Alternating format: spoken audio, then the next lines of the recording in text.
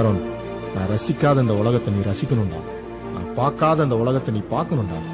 சும்மா இந்த உலகத்தை மாதிரி பணம்னு குருடனா வாழ்ந்துடாது. ஏதோ பணம் சம்பாதிக்கிற மிஷினா இந்த பூமியில இருந்துட்டு போயிடாத. இந்த யாருன்னு ஒரு தடவை தான் பிறக்கிற. முடிஞ்ச அந்த உலகத்தை சுத்தி பார்த்துரு. வசதி இல்லையா, பிறந்த மண்ணையாவது முழுசா ரசிச்சு பார்த்துட்டு போயிடு. எல்லாத்த விட நான் சொன்னல அந்த வெளிச்சம், அதை எப்படியாவது பார்த்துடலாம். ஹலோ ஃப்ரெண்ட்ஸ், வெல்கம் டு போலந்தமிழன். நான் உங்கள் கார்த்திக். இந்த வீடியோவில் என்ன பார்க்க போகிறோம் அப்படின்னா, ஒரு ட்ராவல் தான். எங்கெங்கெல்லாம் நாங்கள் ட்ராவல் பண்ணுறோங்கிறத. ஏன்னா நம்ம ஃப்ரெண்டு வந்து வார்ஷா போகிறாரு, இந்தியாவுக்கு ஃப்ளைட் ஏற்றுறதுக்கு நாங்கள் போகிறோம். அதில் வழியில் நாங்கள் என்னென்னலாம் பார்க்குறோம் அப்படிங்கிறத நீங்கள் எங்கள் கூடவே சேர்ந்து ட்ராவல் பண்ணி பார்க்கலாம். இது நார்மலான ஒரு ட்ரெயின், புல்லட் ட்ரெயின் மாதிரியே நார்மல் ட்ரெயின். எவ்வளோ நீட்டாக இருக்குதுன்னு பாருங்கள். ரொம்ப க்ளீனாக இருந்தது. ஒவ்வொருத்தருமே அதை நம்ம இண்டிவிஜுவலாக ஃபாலோ பண்ணணும். இது ஃபாரினில் மட்டும்தான் இப்படி இருக்குது அப்படின்னா அவங்கள ரெஸ்பான்சிபிளாக எடுத்துக்கிறாங்க. அதே மாதிரியே நம்ம ஊர்லேயும் ஃபாலோ பண்ணணும். அந்த குப்பைகளெல்லாம் குப்பை தொட்டில் தான் போடணும் அப்படிங்கிறத நான் வேண்டி கேட்டுக்கிறேன்.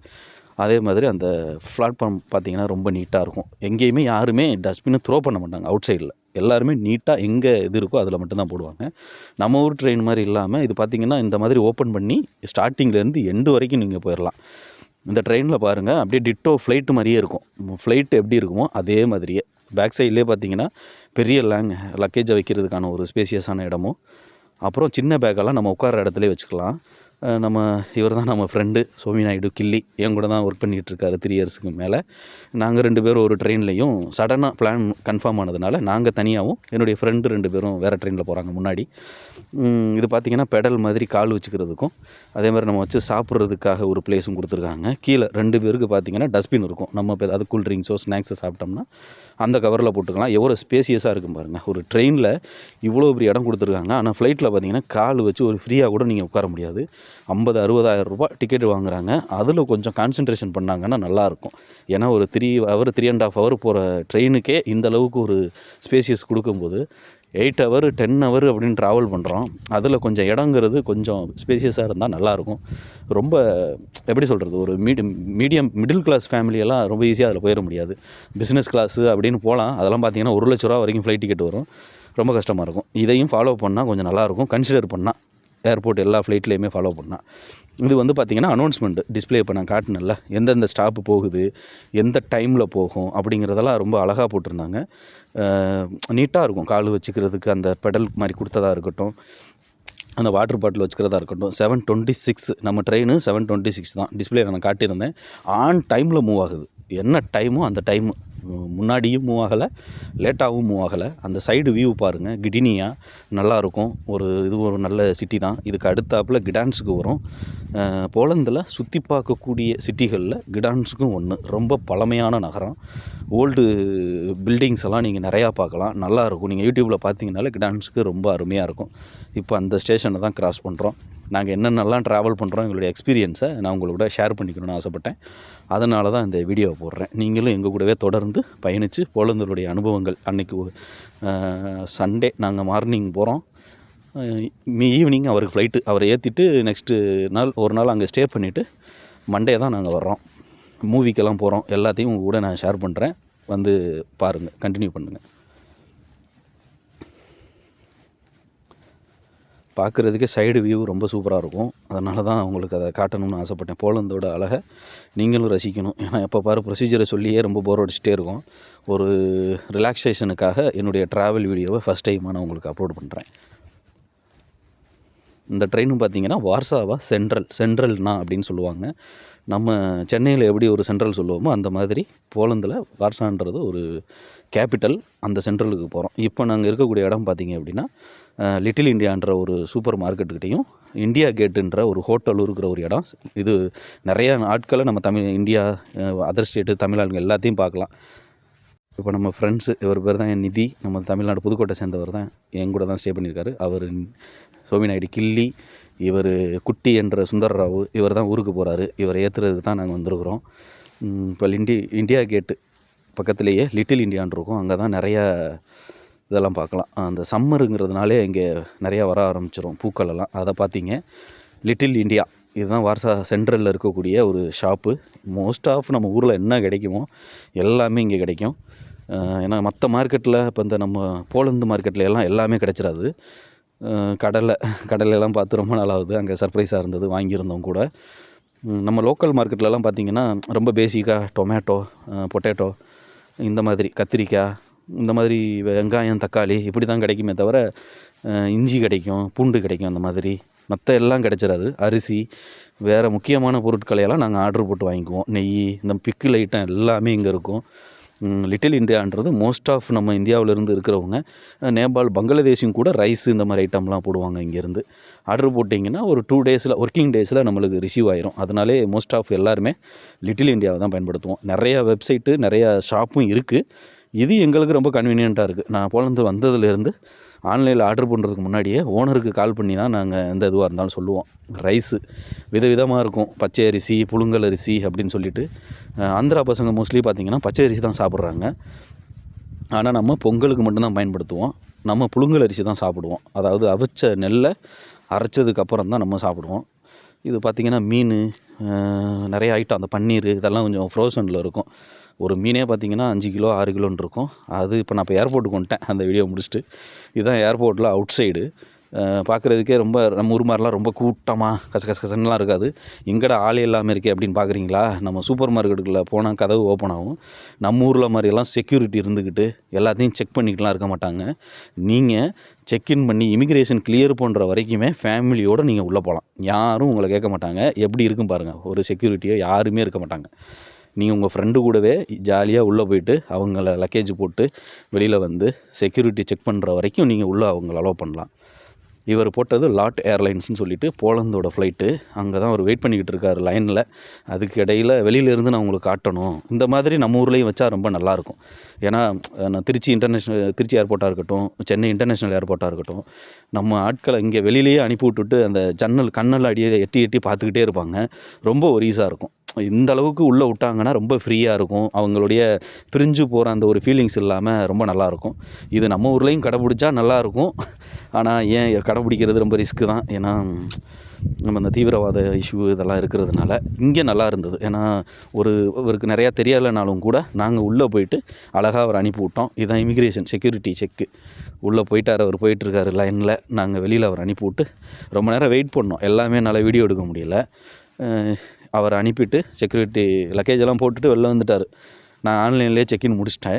இங்கே வந்து லக்கேஜ் மட்டும் போட்டுட்டு ஃப்ளைட்டுக்கு உள்ள இமிக்ரேஷன் செக்கிங்க்கு அனுப்பி விட்டோம் அந்த கேட்டுக்குள்ளே. அப்புறம் நாங்கள் அப்படியே வெளியில் ட்ராவல் பண்ண ஆரம்பிச்சிட்டோம். ஏன்னா ஈவினிங் படம் புக் பண்ணியிருந்தோம். ஃபஸ்ட் டைமாக போலந்தில் மூவிக்கு போகிறோம். டைம் கிடைக்கவே இல்லைங்க. ஏன்னா நம்ம ஒர்க் பண்ணுறதுனால நம்ம சிட்டிலையும் இல்லை, அடிக்கடி வரவும் முடியலை. எப்போயாவது தான் டைம் கிடைச்சது. இந்த மாதிரி மூவி போகணுன்னு பிளான் பண்ணியும் போக முடியலை. என்டர்டெயின்மெண்ட் இருக்கணும்ல, ஒர்க்கும் இருக்கணும், அதே டைமில் என்டர்டெயின்மெண்ட் இருக்கணும். இவரை ஊருக்கு அனுப்புகிற டைமில் நாங்கள் அதை வந்துட்டு பார்த்துடலான்னு பார்த்தோம். அதான் அவரை அனுப்பிட்டு அடுத்து நாங்கள் ரிட்டன் போகிறதுக்கு டாக்ஸி பார்த்தோம். ரொம்ப ஹை காஸ்ட்டாக இருந்தது.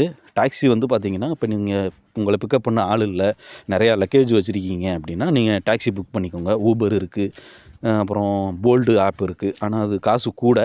நீங்கள் அதிலேருந்து நீங்கள் வெளியில் எந்த கேட்டில் நீங்கள் வெளியில் வந்தாலும் டாக்ஸி நிற்கும். அதை தாண்டி கொஞ்சம் தூரம் வெளில வந்தீங்கன்னா ட்ரெயினுக்குன்னு தனியாக ஒரு ஏரியா இருக்குது, பஸ்ஸுக்குன்னு தனியாக ஒரு ஏரியா இருக்குது.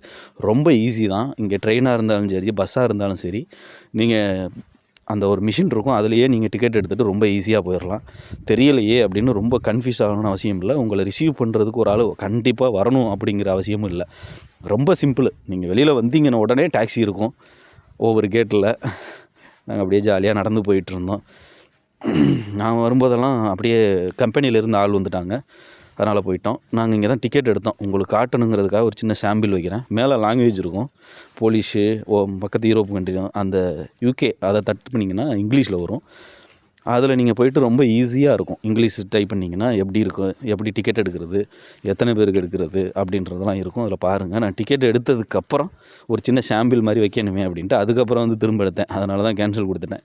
இந்த சைடில் பார்த்தீங்கன்னா கார்டு இருக்கும், இன்னொன்று பிளிக்குன்னு ஒன்று இருக்கும். நம்ம ஊரில் யூபிஐ ஐடி சொல்கிற மாதிரி இங்கே பிளிக்கு கோடு ஒரு 2 மினிட்டுக்கு ஒரு 6 டிஜிட் நம்பர் வரும். அதை நீங்கள் போட்டிங்கன்னா அழகாக அதை எடுத்துக்கும் காசு. நம்ம ஊரில் இருக்கிற மாதிரியே தான், ரொம்ப சிம்பிள். அப்புறம் நாங்கள் டிக்கெட் எடுத்துகிட்டு உள்ளே வந்தோம்.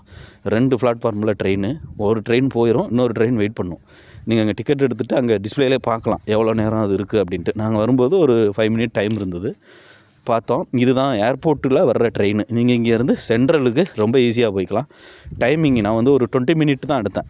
ஏன்னா இங்கேருந்து பக்கம் தானே அப்படிங்கிறதுனால 20 மினிட்டு தான் எடுத்தேன். ஒரு ஆளுக்கு ஒரு ஸ்லாட்டி 70 கிராசி தான் வந்தது. அது எவ்வளோன்னு டிஸ்பிளேயில் கூட உங்களுக்கு நான் டைப் பண்ணி வைக்கிறேன், எவ்வளோ காசு இந்தியா காசுக்கு வந்தது அப்படின்னு. ஒரு ஆளுக்கு நாங்கள் எடுத்தது வந்து 20 மினிட் டிக்கெட்டு டைம் தான். பஸ்ஸு நம்ம ட்ரெயின் இதெல்லாம் எடுத்திங்கன்னா 20 நிமிஷம் 40 நிமிஷம் 1 மணி நேரம் ஒரு நாளைக்கு அப்படின்லாம் சொல்லிவிட்டு நிறையா இருக்கும், நிறையா இது இருக்கும். எல்லா இடத்துலையுமே இந்த ஆட்டோமேட்டிக்காக ஓப்பன் ஆகிறது இருக்கும். நீங்கள் இறங்கணும் அப்படின்னாலும் அந்த இடத்துக்கிட்ட நீங்கள் அந்த க்ரீனை ஓப்பன் பண்ணிட்டீங்கன்னா நீங்கள் போயிடலாம். நீங்கள் அதை சரியாக பார்த்து இறங்க வேண்டிய இடத்துல பிளாட்ஃபார்ம் எந்த பக்கம் வருது அப்படின்னு. ஏன்னா 2 பக்கமுமே டோர் இருக்கும். ஒரு சில டைமில் ரைட் சைடு பிளாட்ஃபார்ம் வரும், ஒரு சில சைடில் லெஃப்ட் சைடில் வரும். அதை பார்த்து நீங்கள் கேர்ஃபுல்லாக இருந்துக்கணும். ரொம்ப ஸ்மால் லக்கேஜ் இருந்ததுன்னா நீங்கள் இங்கேயே வந்து ஏறிக்கலாம். அங்கே எடுத்தோம்ல டிக்கெட்டு சேம் அதே மாதிரியே ட்ரெயினுக்குள்ளேயும் நீங்கள் இங்கே ஒரு டிக்கெட் எடுத்துக்கலாம். அங்கே எடுக்க டைம் இருந்ததுன்னா எடுத்துக்கோங்க. ட்ரெயின் மூவ் ஆக போகுது அப்படின்னா நீங்கள் டக்குன்னு இங்கே உள்ளே வந்து நீங்கள் இங்கே கூட எடுத்துக்கலாம். ரொம்ப நீட்டாக இருந்தது ட்ரெயினுமே. நாங்கள் வந்த ட்ரெயின் மாதிரி இல்லை, இது சும்மா லோக்கலுக்குள்ளே ஒரு ட்ரெயின். நாங்கள் வந்தது ரொம்ப லாங் ட்ரெயின். அது வந்து லாட்ஸ் வரைக்கும் போகுது. கிடினியாவிலேருந்து வார்சா போயிட்டு வார்சாவிலேருந்து லாட்ஸ் வரைக்கும் போகுது. இது பார்த்திங்கன்னா வார்சா சென்ட்ரலில் சேம் அதே தான். அந்த டிஸ்பிளே நான் சொல்லுவல்ல, எந்த டைமு எடுக்கும், எந்த ஸ்டேஷனு, அடுத்து எந்த ஸ்டேஷனு, இன்னும் எத்தனை ஸ்டேஷன் இருக்குது அப்படின்னு சொல்லி ஓடிக்கிட்டே இருக்கும். பேரெல்லாம் ரொம்ப டிஃப்ரெண்ட்டாக இருந்தாலும் நீங்கள் எந்த ஸ்டேஷனுக்கு போகணும் அப்படிங்கிறத நீங்கள் பார்த்து வச்சுக்கிட்டிங்கன்னா ரொம்ப ஈஸியாக நீங்கள் அங்கே போயிடலாம். நல்லா இருந்தது, நல்ல ஒரு அனுபவமாக இருந்தது. இது நாங்கள் அங்கே இறங்கிட்டு வெளியில் ஆகிட்டு நாங்கள் ரூமுக்கு போய் ஸ்டே பண்ணிட்டோன்னு நினைக்கிறேன். அந்த ரூம் வீடியோ மிஸ் ஆயிடுச்சு கொஞ்சம். அதை நான் நெக்ஸ்ட் டைம் போனேன்னா நான் சொல்கிறேன். இந்த டேரெக்டாக போயிட்டு நீங்கள் எடுக்கிறத விட ஆன்லைனில் பார்த்தீங்கன்னா ஒரு நாளைக்கு 3 பேருக்கு நாங்கள் புக் பண்ணியிருந்தோம். வெறும் 130 ஸ்லாட்டி தான். நம்ம ஊரில் கருப்பு காக்கா வெள்ளை காக்கா அப்படின்னு சொல்லுவாங்க, 2ம் கலந்த மாதிரி ஒரு காக்காயை பார்த்தோம். அப்புறம் ரூமில் ஸ்டே பண்ணிவிட்டு அந்த வீடியோ மிஸ் ஆயிடுச்சு. நெக்ஸ்ட் டைம் முடிஞ்சால் நான் எடுத்து போடுறேன். இது வந்து பார்த்திங்கன்னா சினிமா சிட்டி மூவிக்கு போயிருந்தோம். Ajith movie good bad ugly மூவிக்கு போயிருந்தோம். அது மொக்கோட்டோ அப்படின்ற சிட்டியில் வார்சாவில் தான் இருக்குது. சென்ட்ரல்லேருந்து ஒரு 3 கிலோமீட்டர்.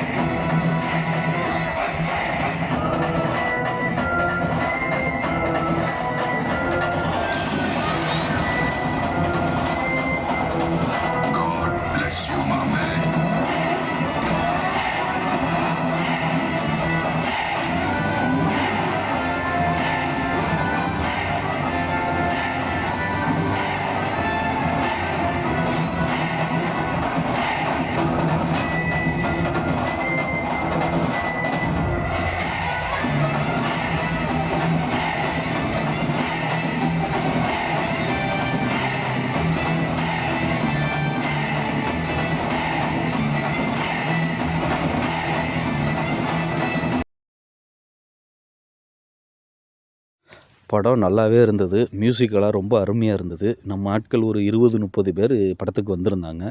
தேட்ரு அந்த எல்லாமே நம்ம ஊர் மாதிரி இருந்தது. அலைன்மெண்ட்டும் கொஞ்சம் எனக்கு ரொம்ப பிடிச்சிருந்தது. ஸ்டெப் பை ஸ்டெப்பாக ரொம்ப ஹைட்டாக இருந்தது. நம்ம ஊரில் ரொம்ப ஸ்லோ டவுனாக இருக்கும், இதில் ரொம்ப ஹைட்டாக இருந்தது. நம்ம உட்காந்துருக்கிறதுக்கு முன் சீட்டு நம்மளுக்கு தெரியவே தெரியாது, அந்தளவுக்கு இருந்தது. நல்லா இருந்தது. அப்புறம் வெளியில் வந்தோம். பிரேக் டைமில் பாப்கார்னும் பெப்சியும் வாங்கியிருந்தோம். ரொம்ப காஸ்ட்லி தான். என் ஃப்ரெண்டு அடம் பிடிச்சான், ஏதாவது வாங்கிட்டு வா அப்படின்னு சொல்லிட்டு காம்போவில் வாங்கிட்டு வந்திருந்தோம். 60 ஸ்லாட்டி வந்துருச்சு. உள்ளே எல்லாமே ரொம்ப நீட்டாக இருந்தது. ஸ்க்ரீன் பார்த்திங்கன்னா மொத்தம் 14 ஸ்க்ரீன் இருந்தது ஒரு இடத்துல. நிறையா ஹாலிவுட் படம் ஓடிக்கிட்டு இருந்தது.